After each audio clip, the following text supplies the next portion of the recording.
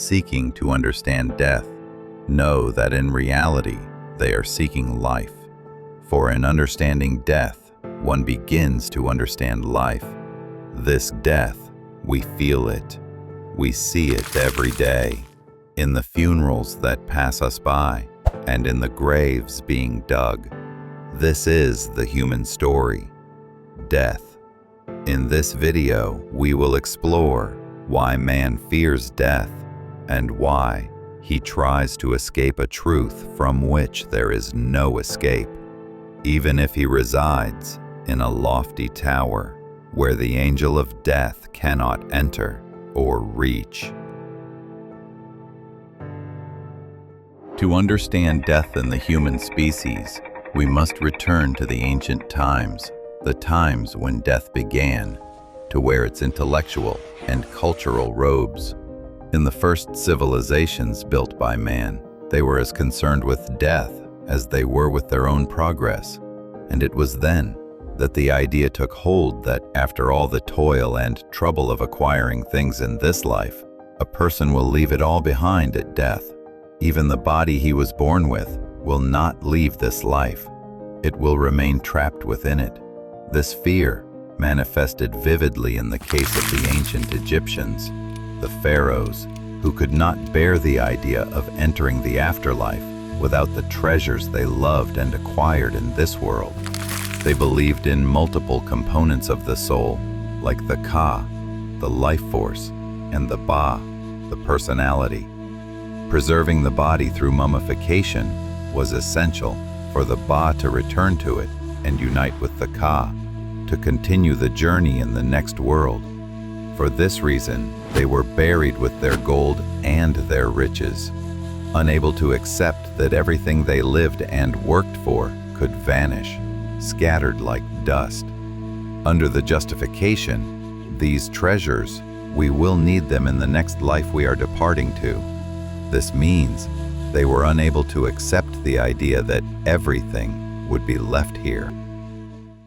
The matter of accepting the idea of death, which torments an individual, might take other dimensions. A person might, like the Egyptians, take their understanding of death to the point of obsession. Or the Vikings had a different idea about death. But don't worry, on the surface, the idea doesn't suggest a fear of death or a desire to escape it. But believe me, they were terrified. Paradise was not available to everyone. Only the brave warriors who died in battle were chosen by the Valkyries to be taken to Valhalla, the great hall of the god Odin. There, they would spend their days fighting and training, and their nights feasting and drinking, in preparation for the final battle at the end of the world, Ragnarok. As for the rest of the people, like those who died of illness or old age, their fate was to go to the realm of Helheim, a gloomy and misty world, ruled by the goddess Hel. Therefore, for all past civilizations, death revolved around the idea that you did not live this life in vain. All religions tell you that what you do in this life determines your path in the eternal afterlife. By proposing the idea of heaven and hell, the good place and the bad place. Despite their common assertion that only their own followers will enter that paradise, while the rest of humanity goes to torment.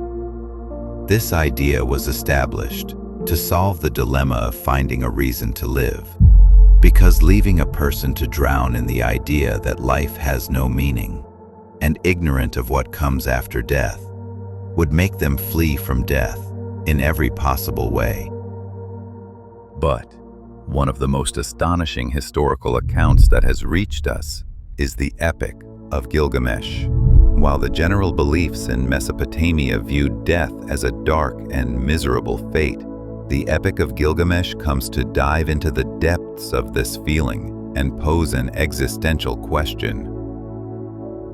How do we live, knowing we will die? After this question, Sartre comes along and pretends to be sad, as if he were the first to think of it. The poor man, he doesn't know that Gilgamesh asked it thousands of years ago, before Sartre was even a floating speck in the loins of his ancestors. Gilgamesh, the mighty, invincible king, did not think about death. He lived his life with power and force, believing his strength made him immune to everything. But all of this changes with the death of his one and only friend and soulmate, Enkidu. Oh, Enkidu, what has your departure done to the heart of Gilgamesh? Enkidu's death was not a heroic one in battle, but a slow and painful death from an illness sent by the gods. But this anxiety didn't end there, because the human mind never stops questioning and doubting uncertain truths. Some philosophers took it upon themselves to explore this mystery and uncover its secrets. Plato believed that ignorance is the root of fear and that death is not annihilation, but the liberation of the soul from the body. In Phaedo, through the voice of Socrates, he wrote, "True philosophers are always occupied with the practice of dying and death." Epicurus utterly rejected the fear of death, viewing it as irrational, since there is no feeling in death. Death does not concern us, because as long as we exist, death is not here, and when it does come, we no longer exist. Marcus Aurelius, the Stoic, urged us to embrace death as a part of nature's order. Do not fear death, it is a part of nature. To reject death is to reject life itself. Heidegger offered a profound existential perspective, claiming that the fear of death is an inner awareness of our temporal existence. Death is the possibility of the absolute impossibility of Dasein, human existence.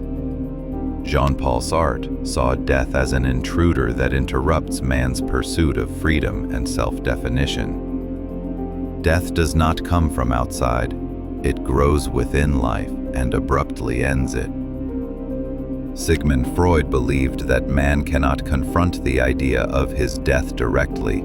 He represses it and evades it. Our unconscious does not believe in its own death.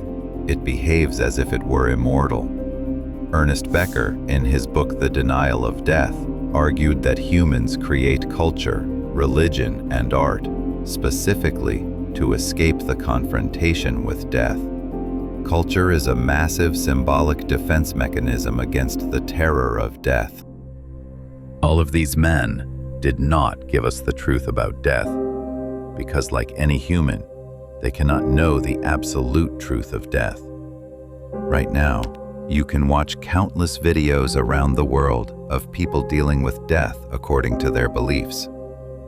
You will find those who throw a big party, dressing up, even if the deceased couldn't stand their presence when he was alive. Or you might find them gathering to burn the body and release it into the water. Or they might crowd around a grave to exchange tears before burial. All of this doesn't make us understand death, because these are merely social displays. And so we can say, but with a pain filled with tragic weight, that the real reason humans flee from death and dread it so deeply is their attachment to life and what they have accomplished and accumulated in it. This attachment makes it unbearable for the soul to accept the idea of leaving everything behind. Every desire it ever longed for, every effort it ever made, simply gone with the wind, because death is that silent alarm, the bell that rings in the soul's ears, declaring that everything you have worked for will disappear. Therefore, work with caution and do not waste time, for it is precious. Look on the bright side. You don't need to spend all your time just to become a billionaire, because that time will run out and you will have never felt life at all. You are engrossed in the idea that a lot of money is what would give life value. My friend, it's not like that. You are wrong. It doesn't matter whether you live in a luxurious palace or in a small hut near a stream, because living life is not necessarily linked to living in absolute luxury. Did you know that the idea of inevitable death and its pursuit of us is what gives our lives value? Imagine with me that you were strangely born as an immortal being. Here, the greatest question would arise: what will you achieve? What will you do? The truth is, all human achievements are based on the idea that we are exposed to death at any moment, and this is what drives us to evolve in order to survive. If you lose this instinct and this drive, call it what you will have nothing left to do, because you simply won't need to do anything to live. You won't need to work on any development. In short, man, in a single word, is a needy creature. By taking this quality away from him, you are tearing out his heart and throwing it into a deep valley with an unknown end, not knowing if it has hit the ground or if it is still falling. I know many will say that this person is raving and talking a lot of nonsense. How can a life be lived without striving for money to live it? What will I eat if I don't get money? Where will I live if I don't get money? How will I raise my children if I don't get money?